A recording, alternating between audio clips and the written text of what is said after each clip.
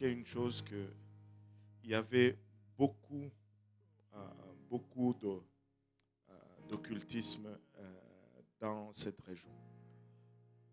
Et le pasteur Abou est allé visiter quelques familles la semaine passée là-bas. Et il est venu avec le même constat qu'il y a beaucoup de New Age, beaucoup de religions orientales. Et moi, je crois que ce n'est pas une coïncidence qu'aujourd'hui, euh, nous avons lu J'éloignerai de vous l'ennemi du Nord. Et je ne sais pas, je ne suis pas un prophète, ni fils de prophète, comme la Bible nous dit. Hier, le frère Jean-Yves m'a envoyé une photo. Sainte Agathe de Mont, je pense. Et 2021, le Nord. Et vous savez, le Nord est considéré toujours comme le point le plus haut. Et dans la parole de Dieu, il nous est dit de l'ennemi de nos âmes qu'il veut élever son trône juste aux côtés du Nord. Parce que le Nord est synonyme de hauteur, le Nord est synonyme de là où Dieu place son trône. Et je crois que Dieu, en nous donnant le Nord, il va tout nous donner tout le Québec. Alléluia. Moi, je le crois. Vous savez, pour longtemps, nous avons cru que c'est en allant vers de l'autre côté. Mais je pense que c'est vraiment de ce côté-là que Dieu va nous donner et il va le faire. Il va le faire. Dieu est en train de faire de grandes choses. Et moi, j'anticipe vraiment à 2021. Et pas juste parce que 2020 était mauvais, mais parce que j'ai le pressentiment et je ressens que Dieu va faire beaucoup, beaucoup, beaucoup en 2021. Je crois que nous allons avoir un réveil comme nous ne l'avons pas vu auparavant. Et je crois que, en fait, je crois que Dieu reste le même malgré la pandémie. Et, et, euh, et si j'ai bien observé la façon qu'il travaille, à chaque fois qu'on passe à travers un temps difficile, il nous donne toujours un grand réveil par la suite.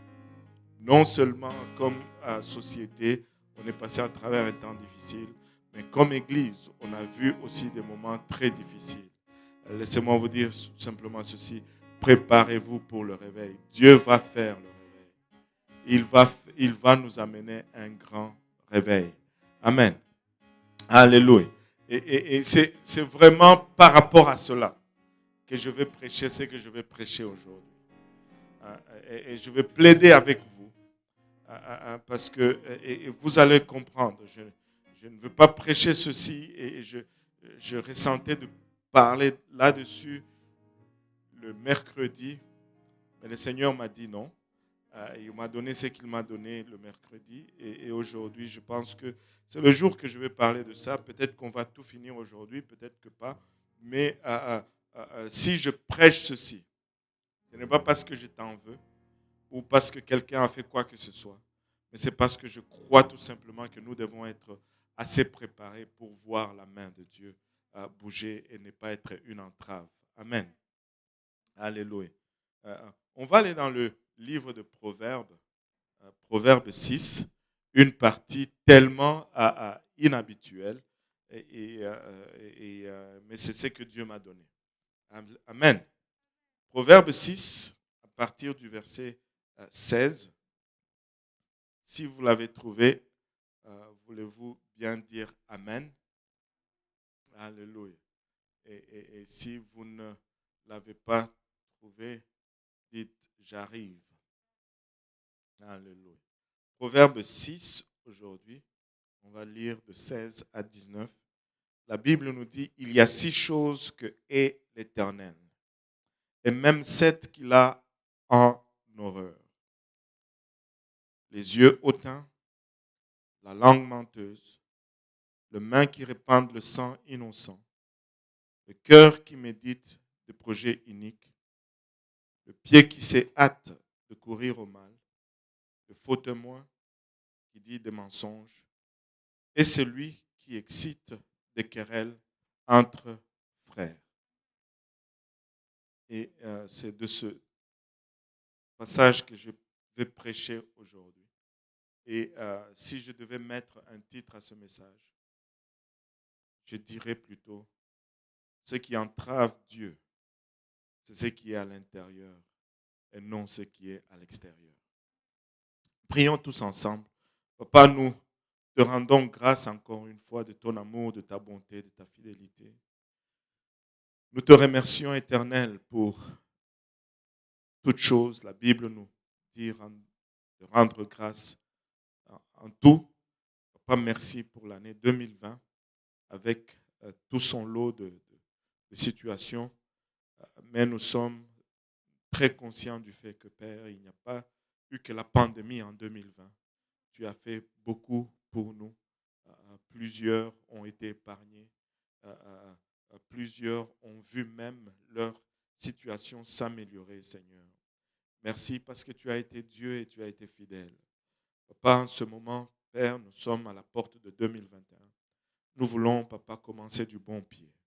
Et nous réalisons, Papa, que si nous allons commencer du bon pied, le premier travail à faire va être sur nous-mêmes et non sur notre entourage. Alors que nous venons, Seigneur, pour entendre de ta part, humblement, nous prions, Seigneur, que tu nous aides. Moi, Papa, à donner ce message, Papa, avec compassion, sans crainte, ni faveur, ni hésitation. Seigneur Jésus, aide-nous tous ensemble, Papa, à le recevoir comme venant de toi et non comme venant d'un homme, Seigneur. Papa, que cette parole puisse trouver une place dans nos cœurs où elle va germer. Qu'elle puisse y produire de fruits et que ce fruit nous conduise jusque dans la vie éternelle. Aide-nous tous ensemble, nous te prions, avec action de grâce dans le cœur.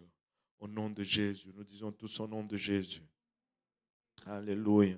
Nous disons tous au nom de Jésus. Alléluia. Pouvons-nous battre nos mains pour le Seigneur? Et vous pouvez vous asseoir. Et nous sommes en 2020. Amen. En 2021 plutôt. Je commence déjà. Nous sommes en 2021.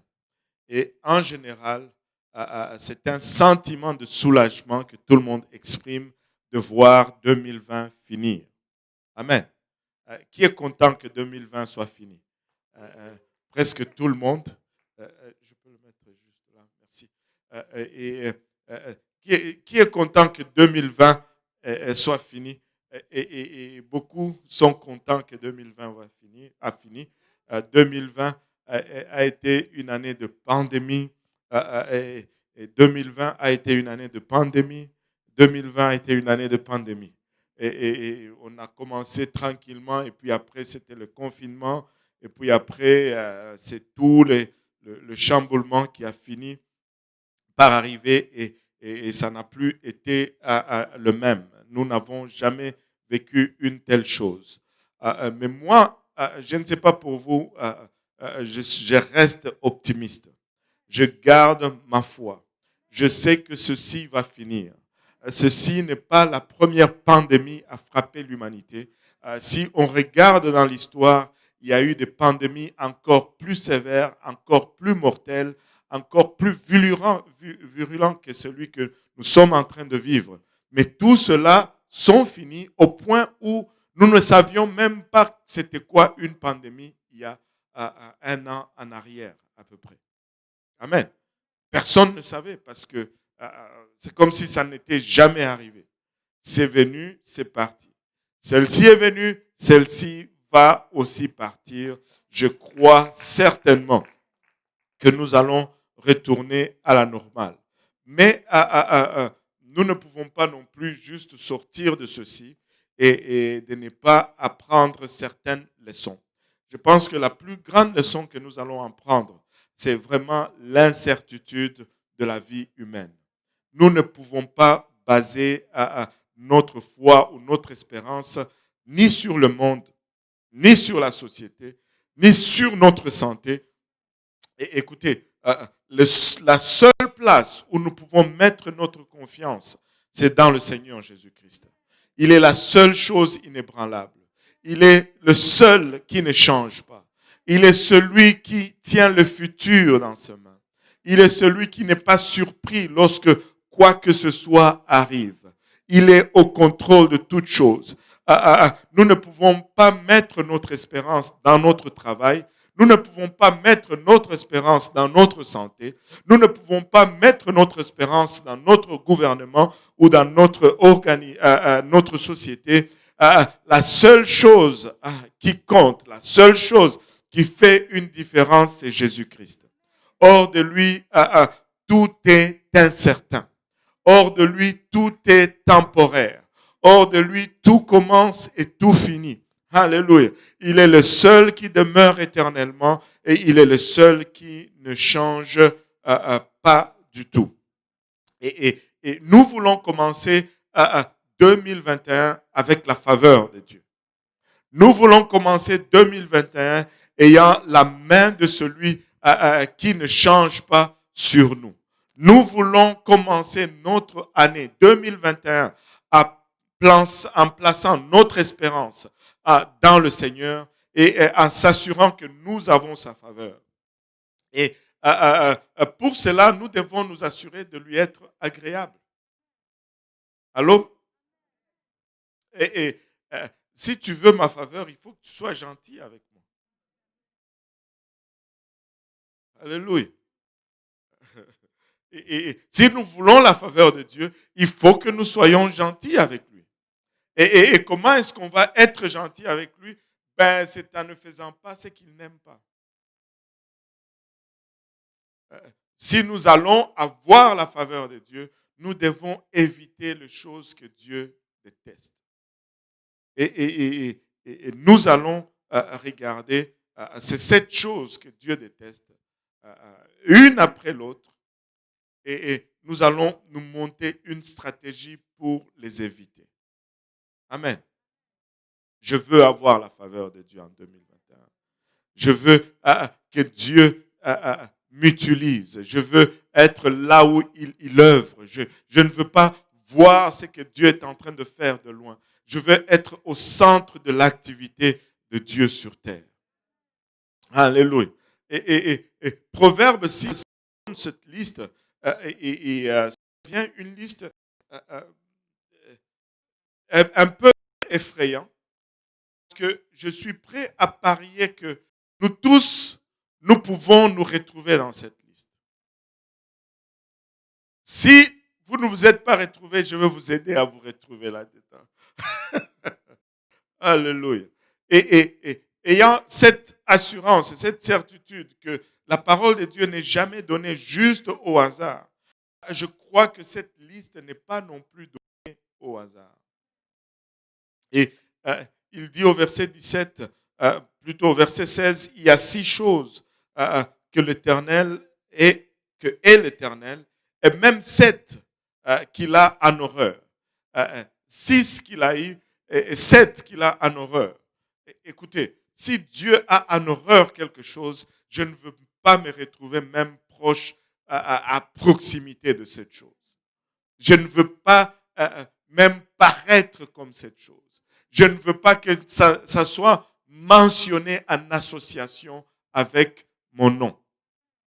Et vraiment, ce qui m'a motivé ou ce qui m'a conduit à commencer à développer là-dessus, c'est que j'ai médité beaucoup ces derniers temps.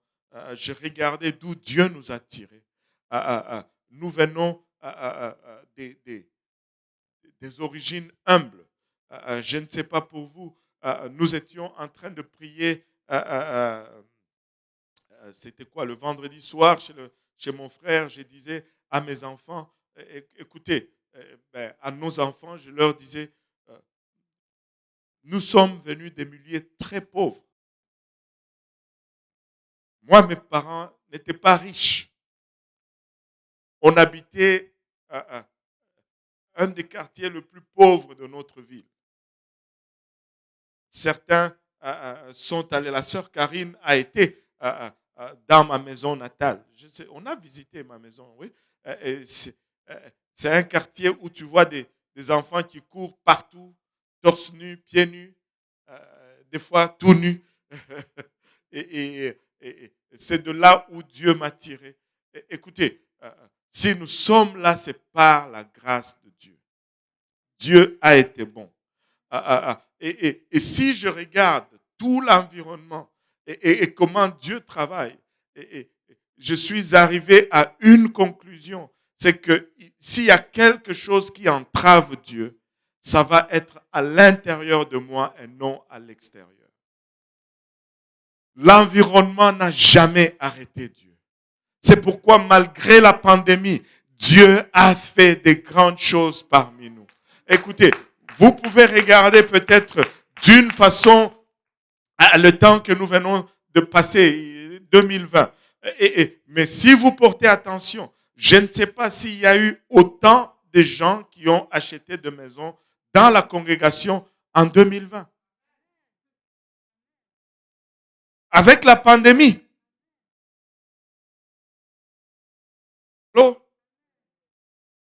Même l'Église a acheté une maison. Dans la pandémie. Enfin, une bâtisse. Dans la pandémie. Je ne sais pas pour vous.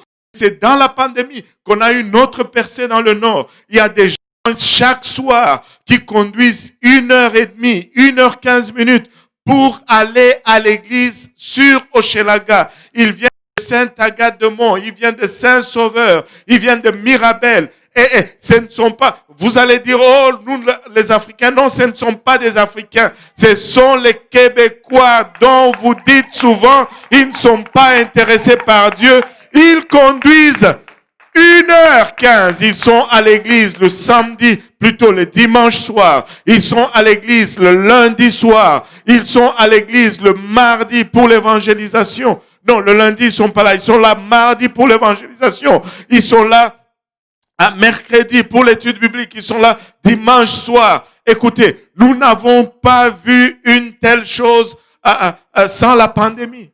Écoutez, Dieu est bon. S'il y a quelque chose qui va entraver Dieu, ça ne va jamais être notre environnement. C'est pourquoi lorsque tu as une place où tu commences à te plaindre que Dieu, à cause de lui, à cause de là, ça ne marche jamais. Alléluia. Si ça ne marche pas, c'est toujours à cause de qu'est-ce qu'il y a à l'intérieur. L'environnement ne dérange pas Dieu. L'environnement n'a jamais entravé Dieu. C'est pourquoi tu peux voir dans le livre d'Apocalypse, une église après l'autre, Dieu avait des reproches pour chacune des églises. Mais à la fin, alléluia, cette même parole nous dit qu'il était là au milieu de ces églises. Il était au milieu de ces églises. Elle était imparfaite, oui, mais l'environnement n'a jamais dérangé Dieu. Mais c'est moi, mon attitude, c'est que je dégage. Et c'est là où je voudrais qu'en 2021, nous commençons par travailler à ce qu'il y a à l'intérieur de nous. Regardez, il dit, il y a 6 choses que est l'Éternel, et même 7 qu'il a en horreur. Il nous donne le premier, les yeux hautains. Les yeux hautains. Que tout le monde dise les yeux hautains. Alléluia. Il y a, ça sonne comme quelque chose de bon. Les yeux hautains. C'est un beau mot, mais ce n'est pas du tout beau. Et je crois qu'il nous a donné ceci en premier. Parce que très souvent, ça va être la racine presque de tous nos problèmes et de tous nos maux. Les yeux hautains ici fait référence tout simplement à l'orgueil. J'ai regardé le mot hautain dans la Bible, plutôt dans le dictionnaire. Hautain signifie fier,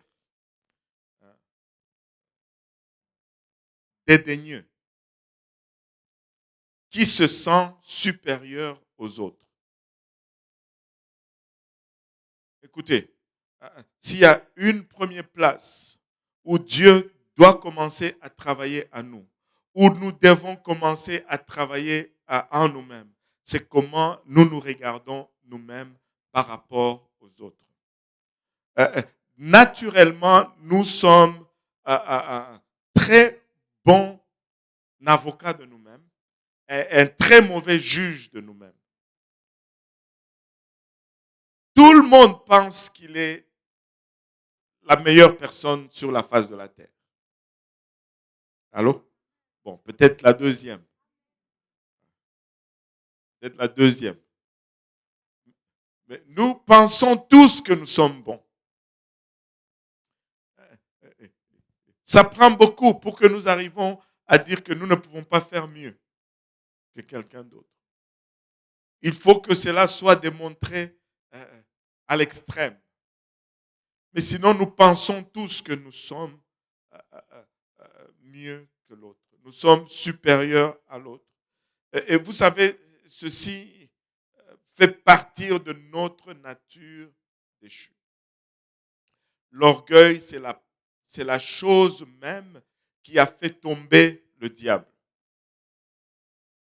Il se sentait tellement bon qu'il pensait qu'il allait être égal à Dieu. Et c'est cela qui a causé sa chute. Mais devinez qu'est-ce qu'il a utilisé quand il est venu pour faire tomber l'homme. Il a dit à l'homme, Dieu vous a menti. Les jours que vous en mangerez, vous serez comme des dieux. La même chose qui a fait sa chute, c'est la même chose qu'il a utilisée pour la chute de l'homme. Et ce n'est pas une surprise que nous allons lutter constamment avec cette chose.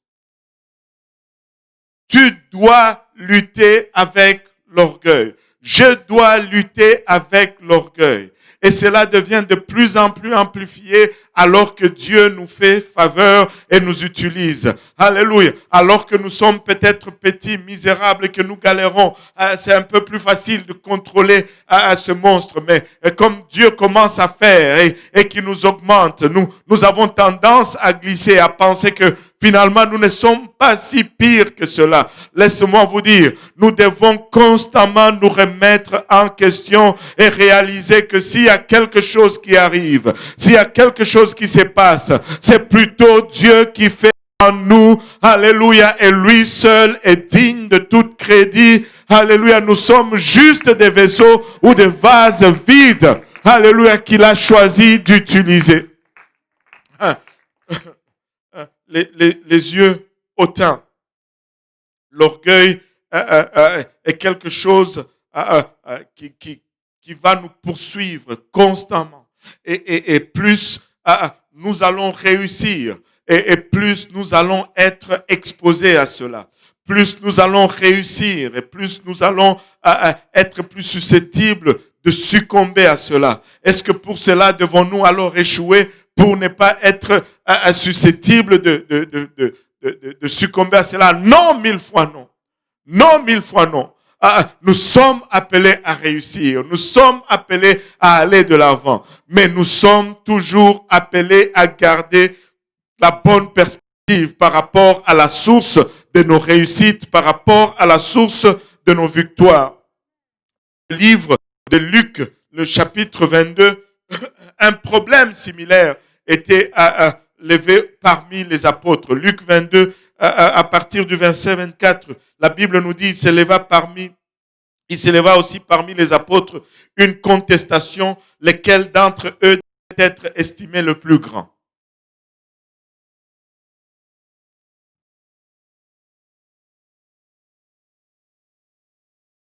Lequel d'entre eux devait être estimé le plus grand? Vous savez, nous avions commencé ensemble cette œuvre, ou cette marche, je devais dire, il y a presque 20 ans en arrière. Et lorsque nous avions commencé Peut-être certains d'entre vous qui suivez en ligne ou qui sont ici, beaucoup n'étaient pas là. Et c'était très simple parce que nous étions très petits en nombre. Un service de dimanche, enfin, on n'avait même pas besoin de confinement. Si le confinement était arrivé à l'époque, ça n'allait même pas être un problème pour nous. On arrivait ici, on était 12. On commençait le service, on était à 4 ou à 5. On finissait le service, on était à 12, 13. Et ça, c'est inclus ma famille et la famille du frère Mutombo.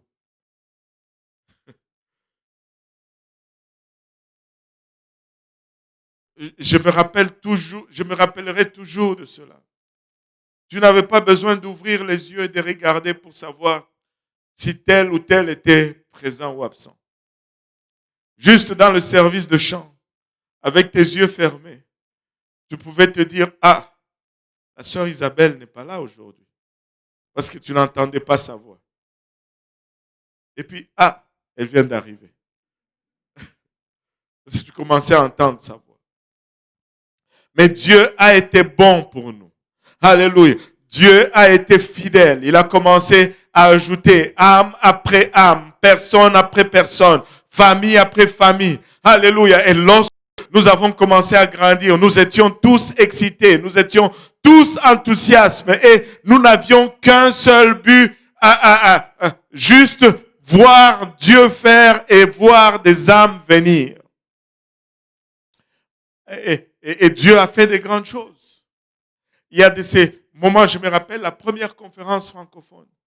La première conférence francophone, le premier service, on était genre 27. Je parle de la première conférence francophone avec des gens qui sont venus du Nouveau-Brunswick. 27, incluant leur famille. De la France. Et je me rappelle, un des pasteurs était en train de prêcher. On était juste dans cette section. Et quand il prêchait, il est allé ici, il a prêché. Il est allé ici, il a prêché parce qu'il a dit que Dieu va remplir ce banc et Dieu l'a fait. Il a rempli ce banc. N'eût été le confinement, on allait avoir des gens dans cette section, dans cette section, dans cette section et dans l'autre, même au balcon. Et Dieu a fait de grandes choses. Et Dieu va continuer à faire de grandes choses. Mais, alléluia, malheureusement, nous arrivons à une place où nous commençons aussi à remarquer que dans ce processus, nous sommes en train de perdre notre focus. Dans ce processus, notre motivation semble des fois changer. Dans ce focus, nos préoccupations semblent un peu changer. Alléluia. À la place où nous nous préoccupions pour les âmes, nous arrivons à une place où nous commençons à nous préoccuper pour le ministère. À la place où nous nous préoccupions pour le salut, nous commençons à nous préoccuper peut-être un petit peu plus de qu'est-ce que on me fait faire dans l'église, ou qu'est-ce que je fais, ou qu'est-ce que je ne fais pas.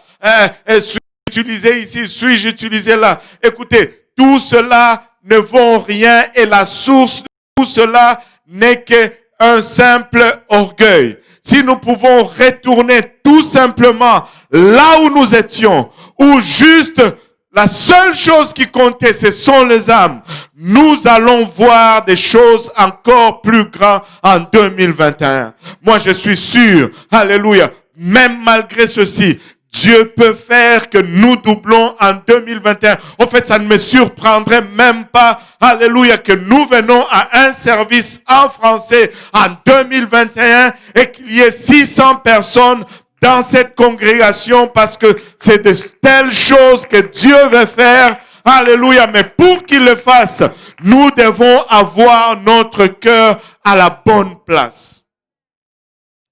Dieu ne nous a pas appelés à être pasteur. Dieu cherche des ouvriers. Nous sommes tous des ouvriers. Laissez-moi vous dire, il n'y a pas de différence entre celui qui et celui qui lave les toilettes.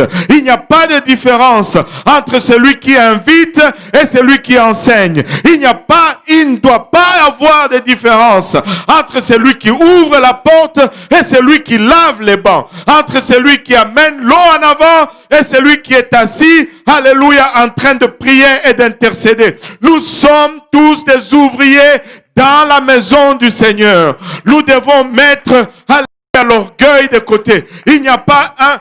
Écoutez, ça m'attriste lorsque tu entends des fois des choses comme je peux faire mieux ce que frère tel et tel est en train de faire.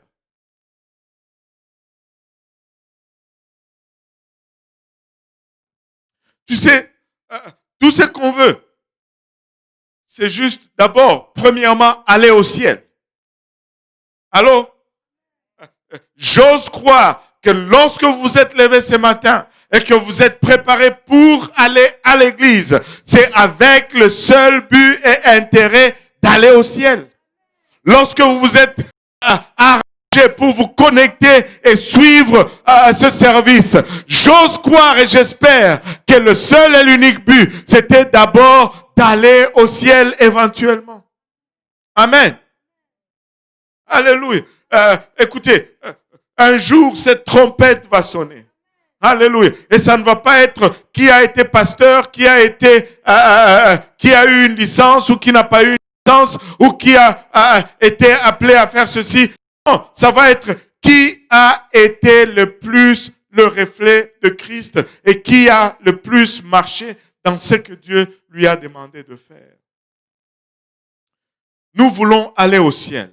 Je veux retourner juste à cet état où nous étions une fois, où la seule chose était juste les âmes. Je n'ai même pas... Luc 22, verset 24. Il s'éleva aussi parmi les apôtres une contestation, lequel d'entre eux devait être estimé le plus grand. Il n'y a qu'un seul grand ici, et c'est Jésus-Christ. Nous sommes tous appelés à servir humblement. Si c'est nettoyer l'église, et nettoie-les et regarde cela comme un privilège avec tout ton cœur. Alléluia. Si c'est nettoyer les toilettes, écoutez, moi je suis convaincu de ceci. Très souvent nous pensons que on peut avoir les meilleurs sermons, on peut avoir les meilleures les meilleures prédications. Mais si nos toilettes sont remplies, pleines de caca, et que les visiteurs viennent et ils voient dans les toilettes, les murs sont badigeonnés de caca. Je me permets de le dire, je vais le dire, c'est un mot. Sont badigeonnés de caca, le pipi partout. Et que pour entrer dans la toilette, il faut que Je ne suis pas certain qu'ils vont revenir, peu importe comment nous aurions prêché. Je ne suis pas certain qu'ils vont revenir, peu importe comment nous aurions prêché. Écoutez, personne n'est insignifiant dans l'Église.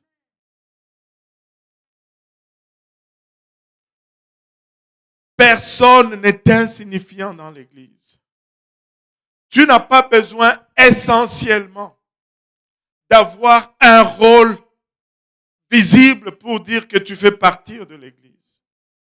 Vous savez, en ce jour-là, je crois que nous allons être choqués et surpris.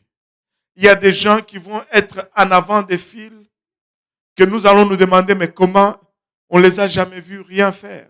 Mais ce sont probablement ceux-là qui priaient et qui intercédaient plus que quiconque. Laissez-moi vous dire, un des premiers besoins de l'Église, c'est l'intercession.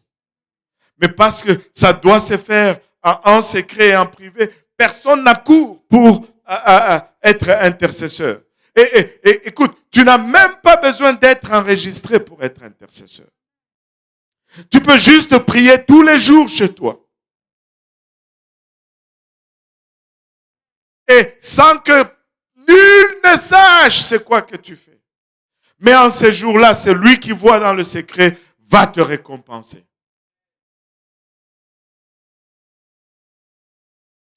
Jésus leur dit au verset 25, j'essaie d'y arriver. Jésus leur dit, Le roi des nations les maîtrise. Et ceux qui les dominent sont appelés bienfaiteurs. Ça, c'est vraiment ce que nous observons aujourd'hui. Qu'il n'en soit pas de même pour vous. Allô? Mais que le plus grand parmi vous soit comme le plus petit. Et celui qui gouverne comme celui qui sert.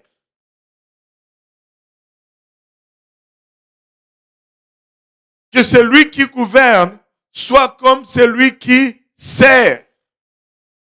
Écoutez, soyons des serviteurs.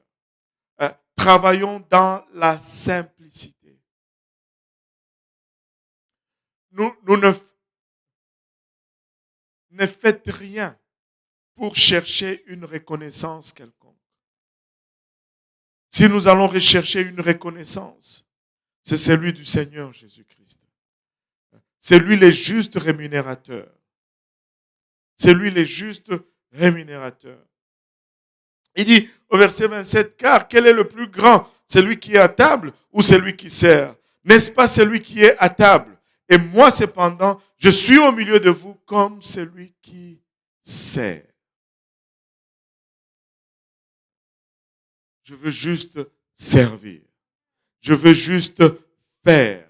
Je veux juste travailler pour le Seigneur.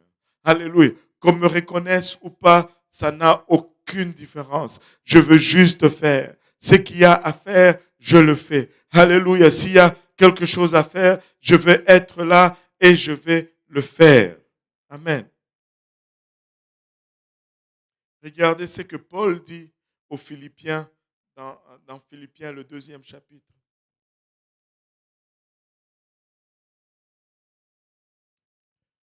Philippiens chapitre 2. Regardons un peu ceci. Le premier verset nous dit, si donc il y a quelque consolation en Christ, s'il y a quelque soulagement dans la charité, s'il y a quelque union d'esprit, s'il y a quelque compassion et quelque miséricorde, rendez ma joie parfaite, ayant un même sentiment, un même amour, une même âme, une même pensée. Regardez ceci. Ne faites rien par esprit de parti ou par vaine gloire, mais que l'humilité, que tout le monde dise l'humilité, que l'humilité vous fasse regarder les autres comme étant au-dessus de vous-même. Au fait, il ne nous dit pas, ne vous regardez pas au-dessus de vous-même, au-dessus des autres. Il ne nous dit même pas, ne vous regardez pas comme étant égal, mais regardez-vous comme étant inférieur aux autres. Vous savez que cela est la clé vraiment de l'humilité. Du temps, et tu vas voir, et je peux vous dire, la plupart des disputes qu'on a à régler, il y a l'offense là-dedans. Et l'offense vient là où, enfin, le terrain de croissance de l'offense, c'est l'orgueil. S'il n'y a pas d'orgueil, il n'y a pas d'offense. C'est très difficile, parce que je ne veux juste pas dire impossible, c'est très difficile d'offenser quelqu'un de humble. Allô? Vous m'avez lâché là. Ce n'est pas le message qu'on va courir aujourd'hui. Oh, 2021, alléluia. Mais laissez-moi vous dire, si on met ceci en pratique, 2021 va être alléluia, je vous promets. Alléluia.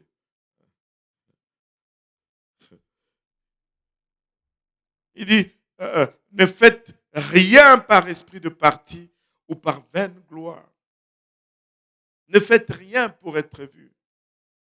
Mais que l'humilité vous fasse regarder les autres comme étant au-dessus de vous-même. Que chacun de vous, au lieu de considérer ses propres intérêts, considère aussi ceux des autres. Moi. Tu sais, quand il y a offense, souvent, c'est parce que je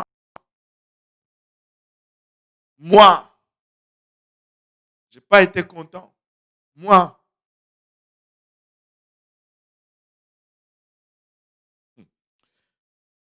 Ayez en vous au verset 5.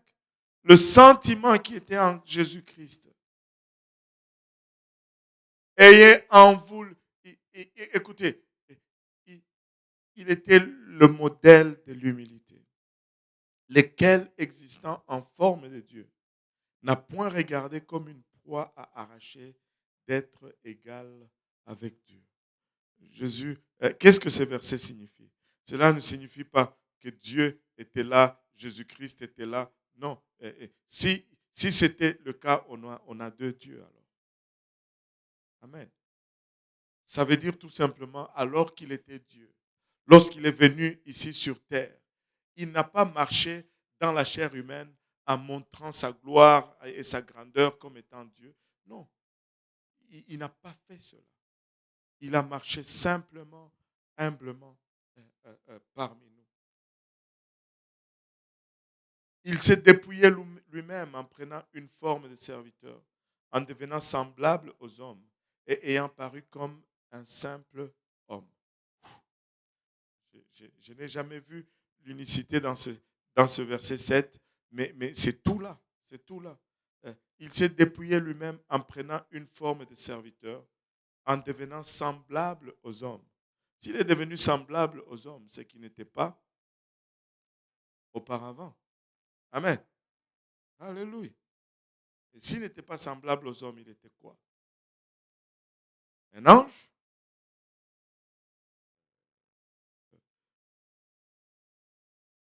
Alléluia. Il s'est humilié lui-même, se rendant obéissant. Un des indicateurs de l'humilité va toujours être l'obéissance. Il a été obéissant jusqu'à la mort, même jusqu'à la mort de la croix. Et voyez maintenant les résultats de cela. C'est pourquoi aussi Dieu l'a souverainement élevé et lui a donné le nom qui est au-dessus de tout nom, afin qu'au nom de Jésus, tout genou fléchisse dans les cieux, sur la terre et sous la terre.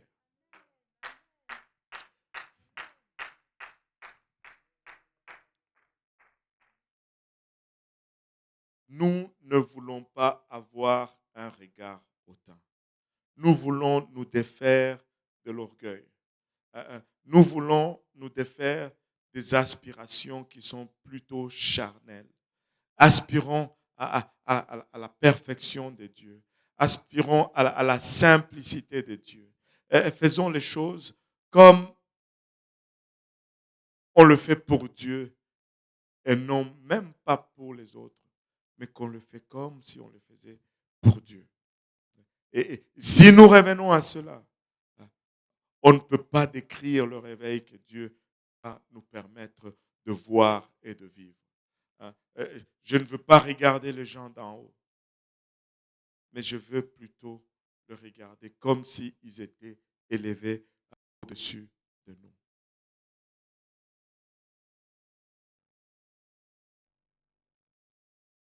Mine de rien,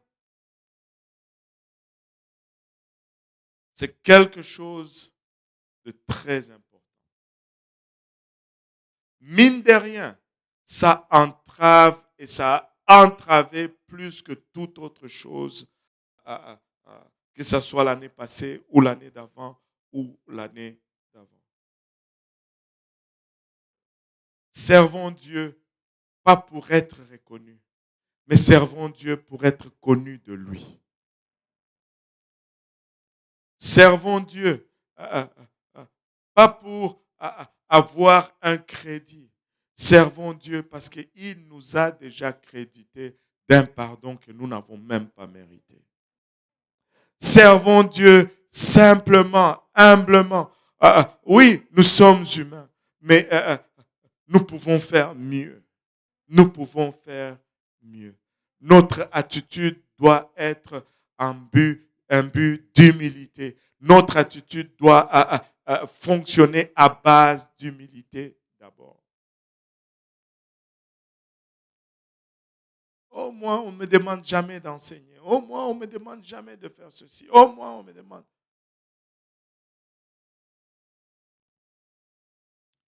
Invite juste quelqu'un à l'église.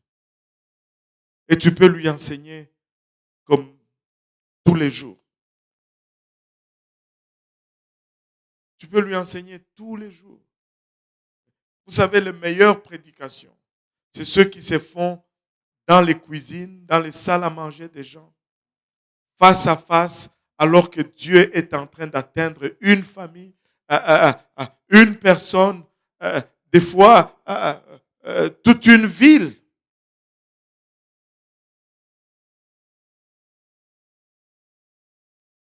Dieu n'aime pas les yeux hautains. Dieu n'aime pas lorsque nous nous considérons supérieurs. Dieu n'aime pas lorsque nous nous considérons au-dessus des gens. Servons humblement. Écoutez, il y a du plaisir à servir dans l'humilité. Il y a du plaisir à servir juste tout simplement. Ayons l'attitude des serviteurs. Écoutez, il n'y a pas un travail que tu ne peux pas faire. Nous pouvons tous tout faire dans la maison de Dieu.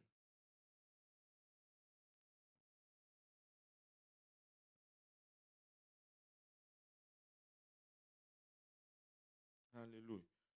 Je veux avoir le bon regard. En 2021, je ne veux pas avoir un regard hautain. Seigneur, aide-moi, sonde-moi. S'il y a des choses en moi, papa, expose-les, amène-les à la surface. Je veux marcher, alléluia, droit devant toi. Je veux y arriver. Et non seulement moi, mais je veux être en mesure d'influencer les autres. Et ça commence toujours lorsque je travaille dans moi-même. Je dois travailler dans moi-même. Je dois avoir un regard humble. La deuxième chose que le Seigneur n'aime pas, je n'ai pas fini avec autant, je pouvais en dire encore et encore. Oh, il est déjà 15h11. La deuxième chose que Dieu n'aime pas, c'est la langue menteuse.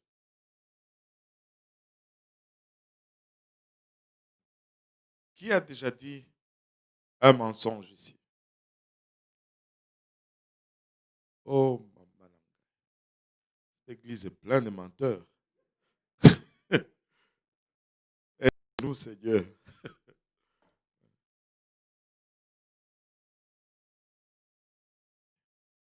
Dieu n'aime pas le mensonge. Des fois, nous arrivons à des places où nous pensons qu'un mensonge, c'est justifié. Dieu n'aime pas le mensonge. Et j'ai déjà eu à deux fois, quelqu'un va me dire, mais lorsque les femmes sages ont menti à Pharaon, Dieu dit, est-ce que toi tu es femme sage d'abord? Toi tu es un homme.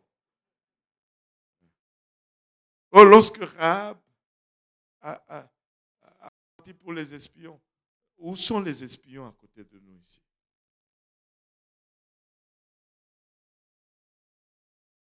Dieu n'aime pas les mensonges. Un mensonge, ben, c'est un mensonge. Quand tu ne dis pas la vérité, peu importe les circonstances, peu importe où, ben, c'est un mensonge, c'est un mensonge. Et Dieu n'aime pas une langue menteuse. Mais des fois, vous savez, tu vas être dans ce que j'appelle souvent le feu de l'action. Tu ne veux pas mentir, mais c'est comme si le mensonge sort lui-même instinctivement. Et là, tu essaies de le remettre, mais c'est impossible. Qui a déjà vécu? Il n'y a que moi. Ou enfin, quelques-uns. Des fois, tu ne veux pas mentir. Mais c'est comme si ça sort tout seul. Mais même là, Dieu n'aime pas cela. Et très souvent, lorsque nous sommes en train de mentir, c'est parce que déjà au départ, nous sommes compromis quelque part ailleurs.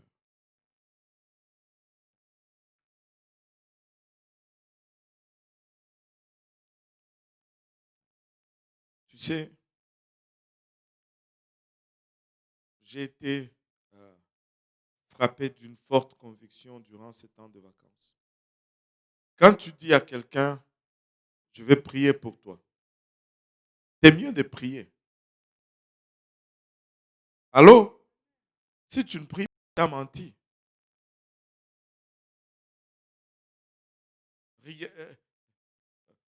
Que Dieu nous aide à être intègres et à marcher droit dans l'intégrité. Regardez ceci.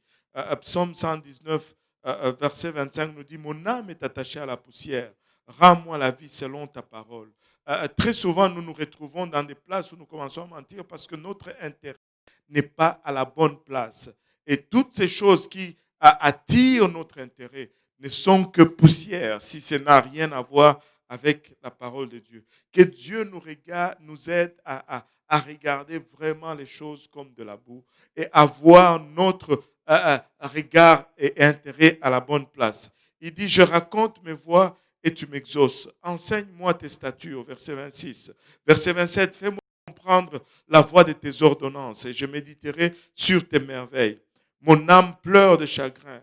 Relève-moi selon ta parole. Éloigne de moi la voie du mensonge et accorde-moi la grâce de suivre ta loi. Et des fois, nous devons pleurer devant Dieu et lui dire, éloigne de moi la voie du mensonge et accorde-moi ta grâce. Éloigne de nous, Seigneur, la voie du mensonge et accorde-moi ta grâce. Des fois, nous mentons pour des choses qui ne vaut même pas la peine. Il dit au verset 30, je choisis la voie de la vérité. Je place tes lois sous mes yeux. Je m'attache à tes préceptes éternels, ne me rends point confus. Je cours dans la voie de tes commandements, car tu élargis mon cœur. Enseigne-moi, Éternel, la voie de tes statuts, pour que je la retienne jusqu'à la fin. Dieu n'aime pas lorsque nous mentons. Des fois, nous mentons pour préserver une fausse image que nous avons. La chose à faire, c'est de plutôt corriger notre image que plutôt de mentir et de la couvrir. Dieu n'aime pas le mensonge. En 2021, marchons humblement, mais marchons de façon intègre en évitant le mensonge. Et nous allons voir la gloire de Dieu. Nous allons voir sa grandeur et sa puissance parmi nous. Alléluia. Et troisième chose que Dieu n'aime pas, les mains qui pendent le sang innocent. Qui a déjà tué quelqu'un ici? Non, je sais. C'est une blague. Amen. Le seul sang innocent que j'ai répandu, ce sont les sangs de poules que j'ai égorgés au pays. Chez nous, quand on devait manger la poule, enfin, on les achetait toujours vivantes au marché et puis on les amenait. Tu allais à l'arrière de la maison, tu avais la poule d'un côté et puis le couteau dans l'autre. Tu faisais un petit trou dans la terre et tu prenais les pattes de la poule, tu mettais ton pied et les ailes, tu mettais l'autre pied. Vous n'avez jamais fait ça? Yes.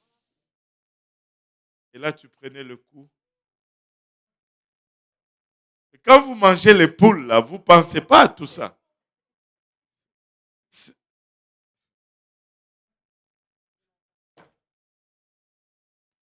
Là, tu les gorges. Son sang coule dans le petit trou. Et puis après, tu prends la terre que tu as creusée, tu couvres le petit trou. Et tu pars, tu donnes la poule à la maman, qui met la poule dans l'eau chaude. Et puis qui enlève le plume. Vous n'avez pas. Comment vous pensez que les poules arrivent chez Maxi, là?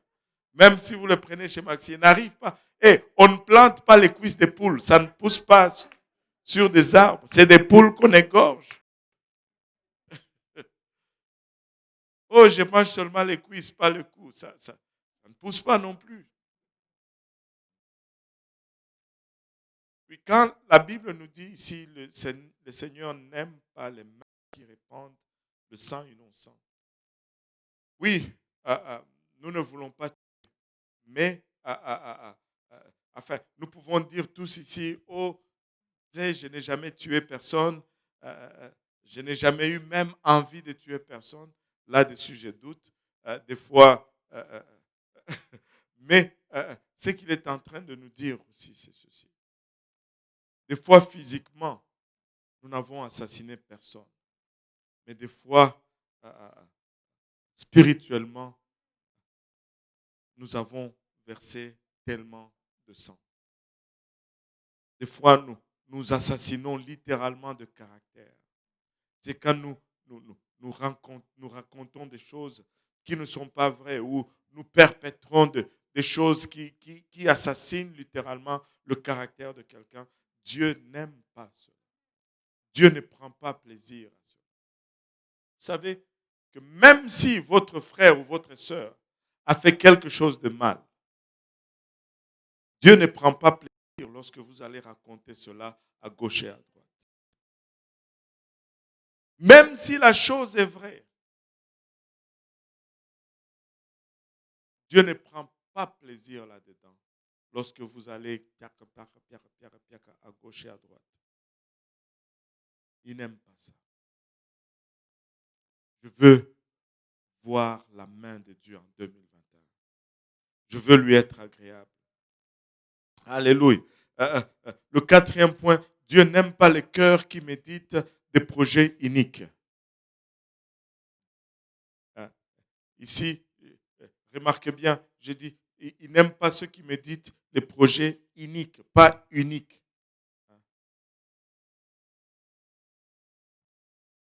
Inique ici signifie tout simplement ce qui manque de justice. Inique, c'est de là où nous avons le mot iniquité, qui est un péché. Non seulement un péché, mais un péché qu'on fait à répétition, qui devient littéralement comme notre caractère. Vous savez,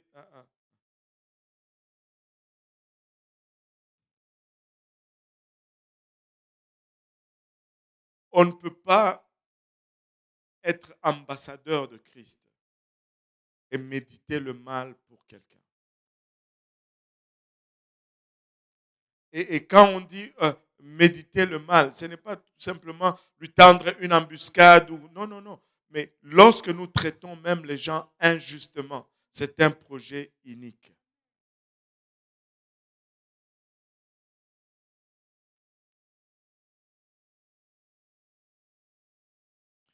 Nous devons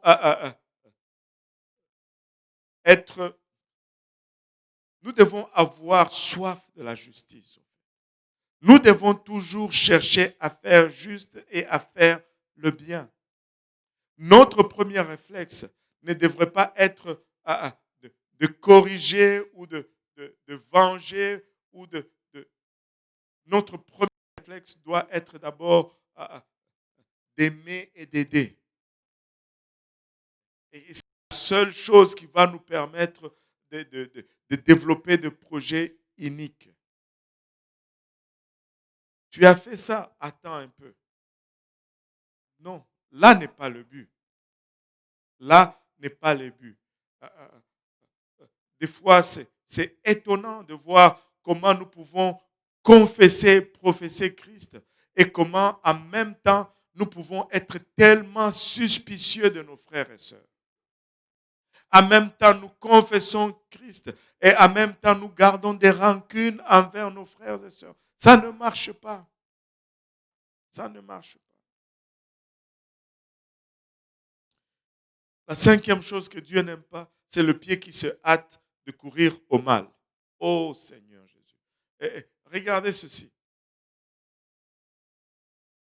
Il y a tellement de bonnes choses qu'on peut faire. Mais très souvent, quand c'est le temps de faire ce qui est bien, nous devons crier, chercher les gens. Mais si c'est pour quelque chose qui n'est pas bien, oh,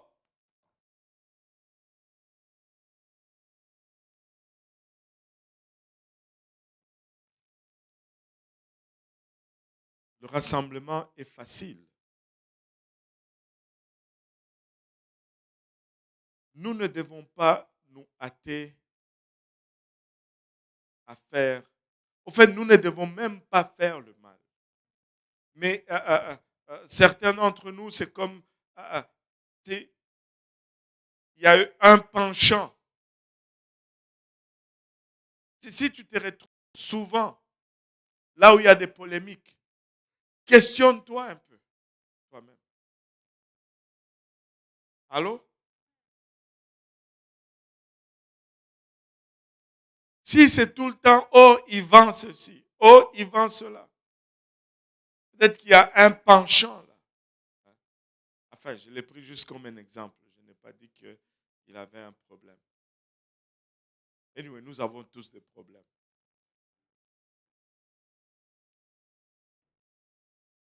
Alléluia.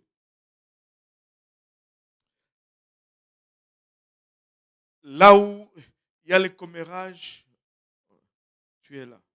Quand on parle de quelqu'un, tu es là. Écoutez, tu sais,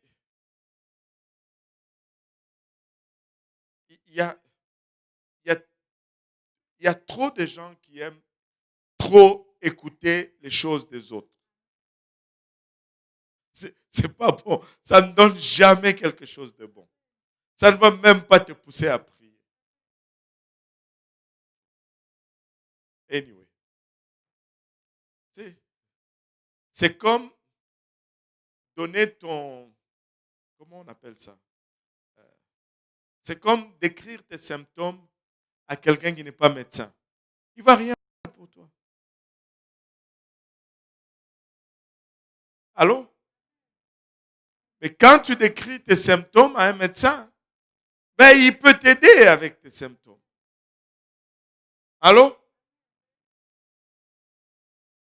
On a trop de non-médecins qui prennent plaisir à écouter les symptômes des malades. Et vous savez, ils finissent par tomber malades eux-mêmes.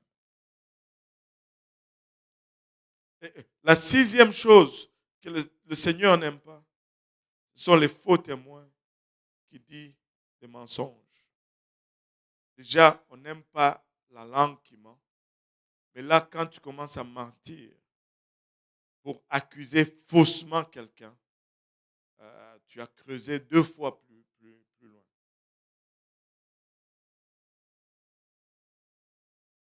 Que votre témoignage soit vrai et véritable.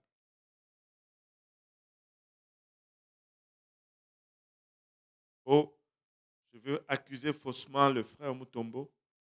Comme ça, on va le suspendre et moi, je vais devenir dirigeant des champs à sa place. C'est pas bon. Pas bon du tout.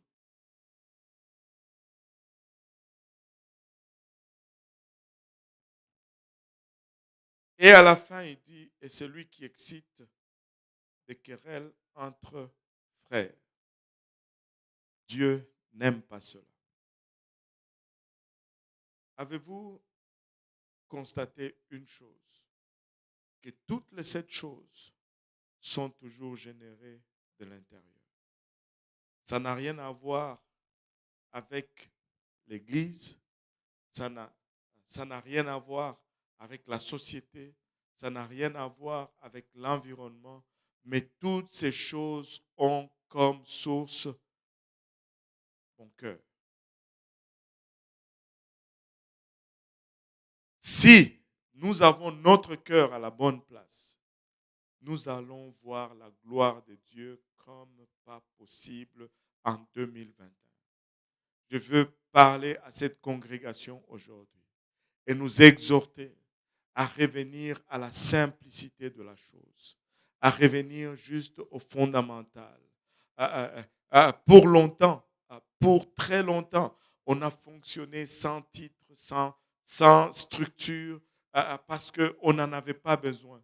Et on a connu nos plus grands réveils lorsqu'il n'y avait ni titre, ni position, ni quoi que ce soit. Mais vu que nous grandissons, écoutez, l'organisation demande que nous ayons certains rôles, certaines fonctions. Mais notre but, alléluia, n'est pas d'aspirer à ces rôles ou à ces fonctions. Notre but, c'est tout simplement d'avancer le royaume de Dieu, peu importe la capacité où je suis.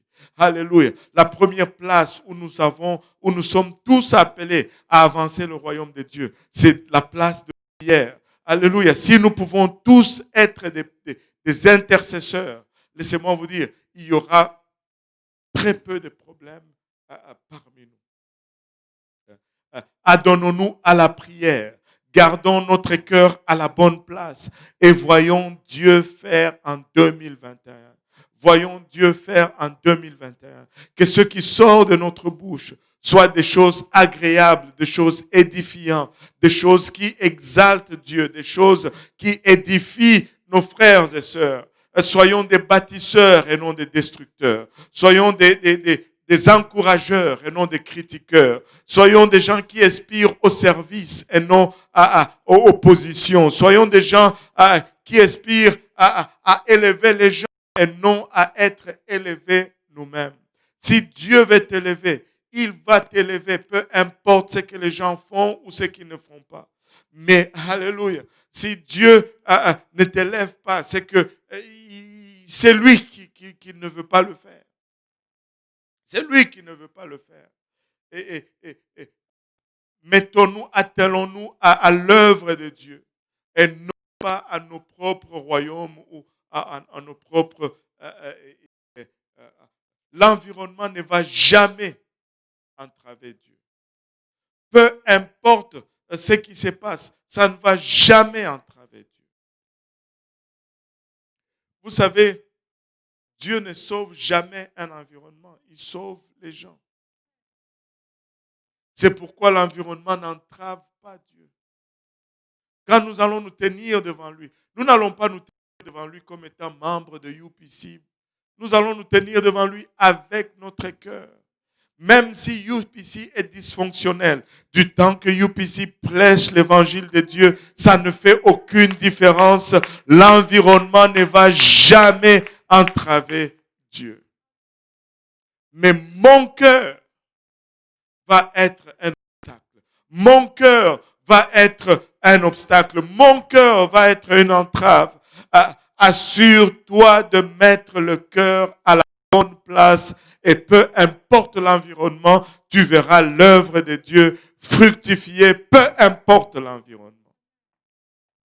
Si nous pouvons travailler sur nous-mêmes, avant de commencer à travailler sur l'environnement, si nous pouvons mettre notre cœur droit avant de mettre l'église droit, si nous pouvons mettre, alléluia, notre attitude à la bonne place avant de corriger tous les règlements de l'église, vous savez, Dieu va avoir un peuple en son nom dans cette ville, dans cette province, comme pas possible. Je dois, alléluia, nettoyer mon cœur. Ça doit commencer là-dedans. Alléluia. Ce qui est à l'extérieur n'entrave jamais Dieu. Mais ce qui est à l'intérieur sera toujours un obstacle et un handicap. Laissez-moi vous dire pour vous, je ne sais pas pour vous, mais notre motto doit être, je veux être là où Dieu est en train de travailler. Il n'y a pas d'environnement correct. Il n'y a pas d'église droite à 100%. Il n'y en a pas. Quelqu'un disait une fois, si tu trouves une église parfaite, viens me le dire. Et après, il s'est ressaisi. Il dit non, n'y va même pas. Parce que si toi tu y vas, cette église va devenir imparfaite. Quelqu'un disait une fois qu'il a trouvé une église parfaite, mais elle était vide. Il n'y avait personne à l'intérieur. C'est pourquoi elle était parfaite.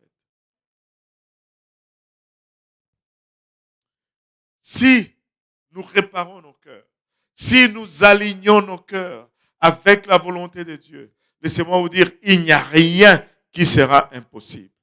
Dieu va nous donner un réveil qui va commencer dans nos familles, qui va commencer dans nos voisinages et qui va se déverser partout partout, partout à travers cette province. C'est la volonté de Dieu encore, alléluia, de sauver. En lui, il n'y a aucun nombre de changements. Il est le même hier, aujourd'hui et éternellement. Dieu désire sauver ta famille.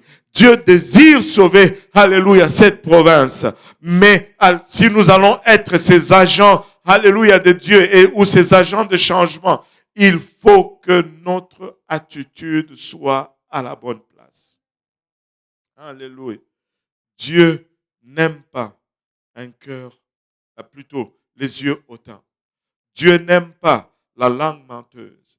Dieu n'aime pas les mains qui répandent le sang innocent. Dieu n'aime pas le cœur qui médite des projets iniques. Dieu n'aime pas le pied qui se hâte de courir au mal.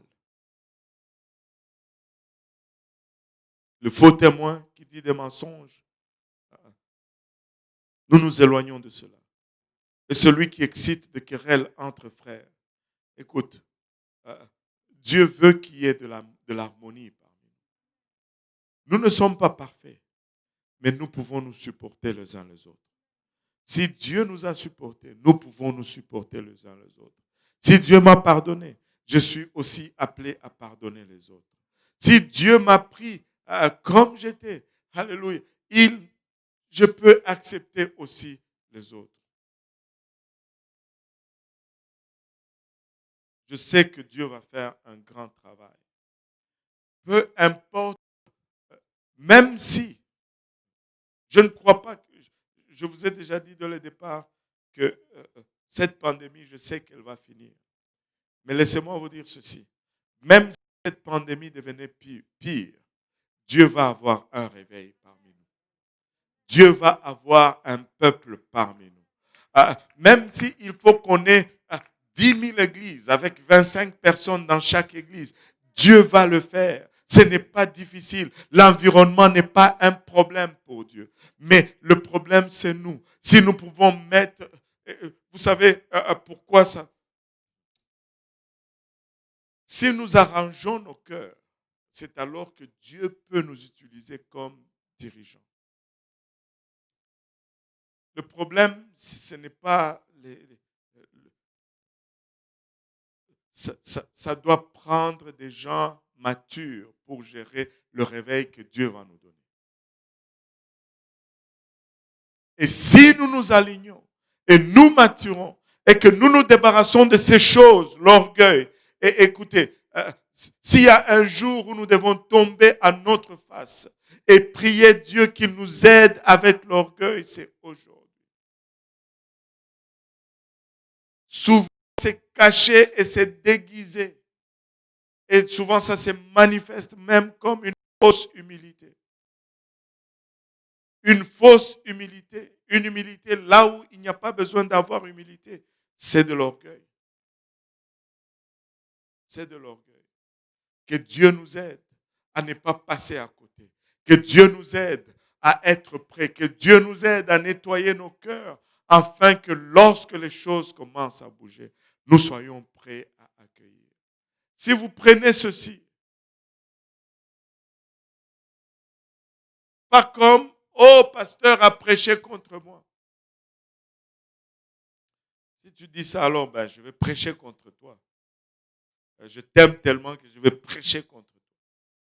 De tous les 400 personnes ou 500, 600 personnes, ça aussi c'est de l'orgueil. Tu es tellement important que Dieu va prendre tous les messages juste pour toi seul.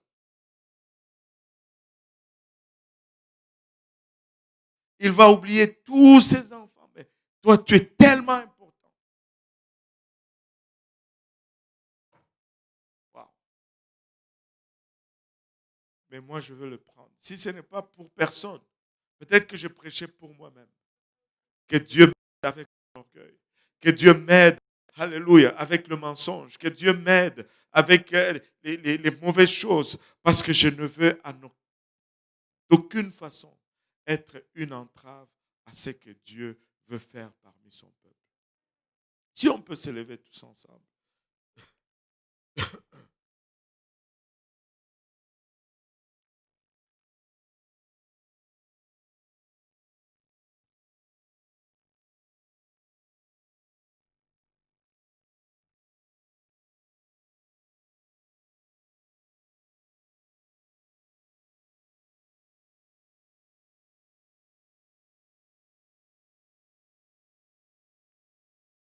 Laissez-moi vous dire ceci.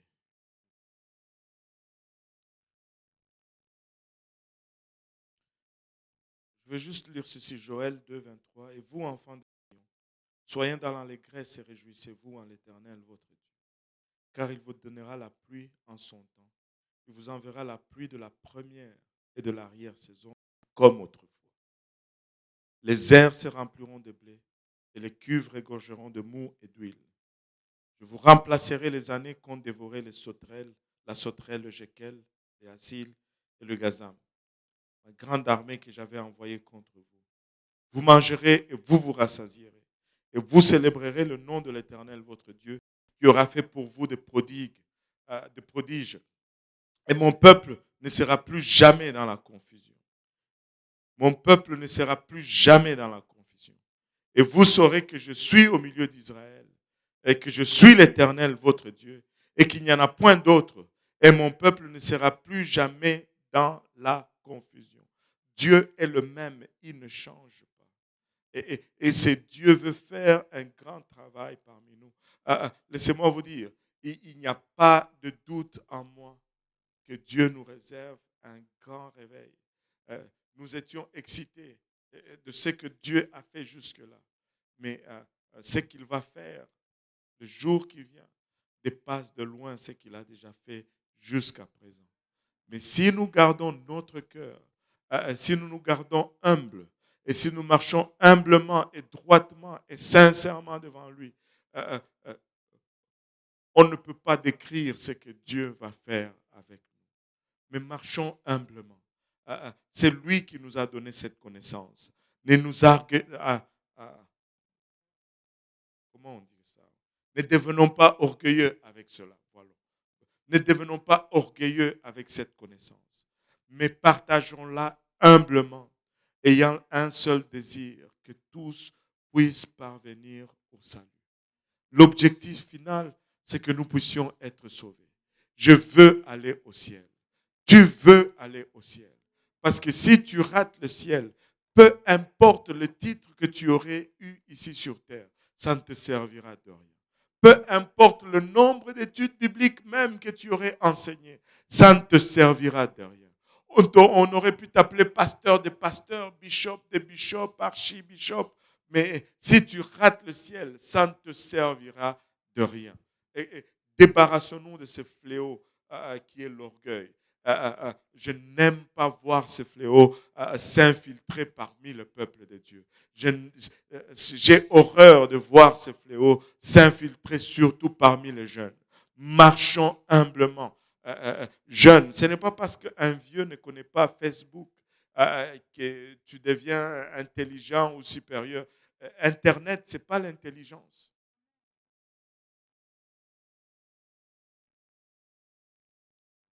Nous ne sommes pas stupides parce que nous sommes inaptes à Internet. Nous sommes très intelligents malgré nos apparences. Alléluia. Mais marchons humblement. Ce que je suis en train d'essayer de dire, c'est que toute raison d'orgueil, il faut s'en débarrasser. Il faut s'en débarrasser. Et marchons humblement et voyons Dieu faire. Soyons au service les uns des autres. Soyons au service les uns des autres. Tu n'es supérieur à personne, je ne suis supérieur à personne, mais servons Dieu humblement et voyons-le faire et nous conduire dans ce qu'il a en réserve pour nous. Alléluia. Si on peut juste avoir un cantique, je sais qu'il ne nous reste pas grand temps, et juste peut-être un 3 minutes, alléluia, alors que nous allons juste parler au Seigneur, et même un 2, 3 minutes de cantique, quelque chose qui nous amène vraiment dans sa présence. En cette année de 2021, nous voulons commencer du bon pied. Au fait, nous ne voulons même pas commencer du bon pied. Nous voulons commencer du bon genou. Nous voulons commencer à genoux devant lui, dans une position de vulnérabilité. Et enfin, qu'on lui donne l'opportunité de travailler en nous, qu'il nous sonde et qu'il nous connaisse, et qu'il enlève toute entrave en nous. car ce qui l'entrave ne vient pas de l'extérieur, mais plutôt de l'intérieur.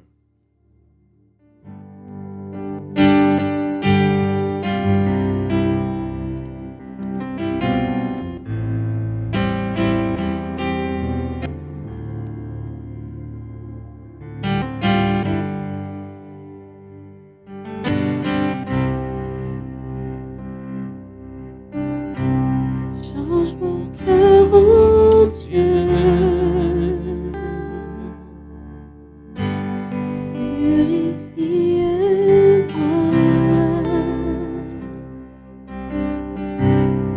Change mon cœur, oh Dieu.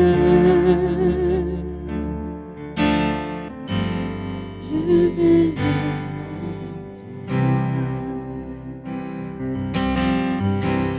change mon cœur, oh Dieu.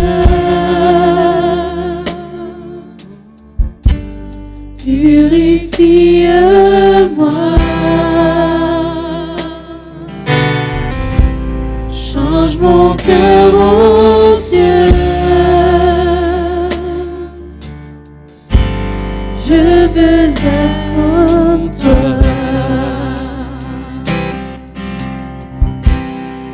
Change mon cœur, oh Dieu.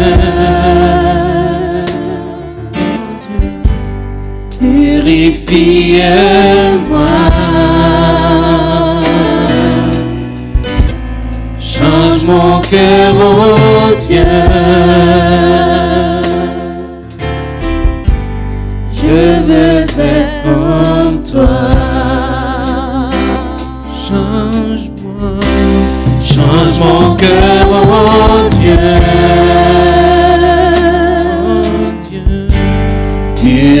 Purifie-moi.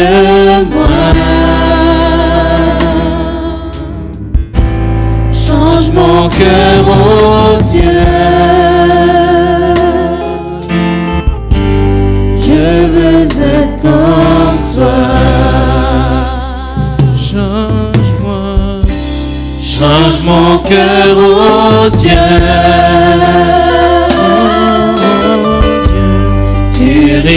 Purifie-moi.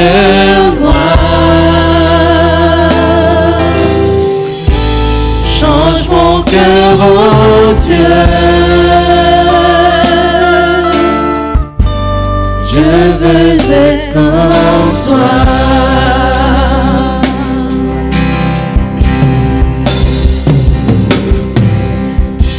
Change mon cœur, oh Dieu.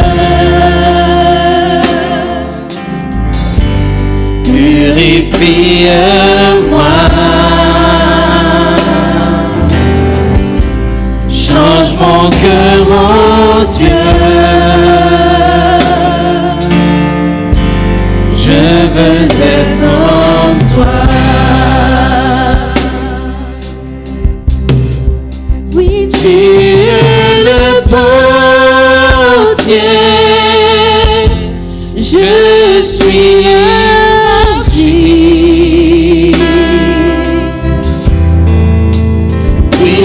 moi, façonne-moi. Oui, c'est mon désir. Jésus, tu es le potier. Je suis l'argile. Brise-moi, façonne-moi. Oui, c'est mon désir. Jésus, tu es le potier. Je suis l'argile. Brise-moi, façonne-moi. Oui, c'est mon désir. Change mon cœur, oh Dieu.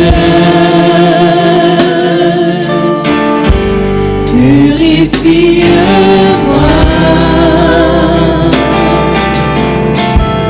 Change mon cœur, oh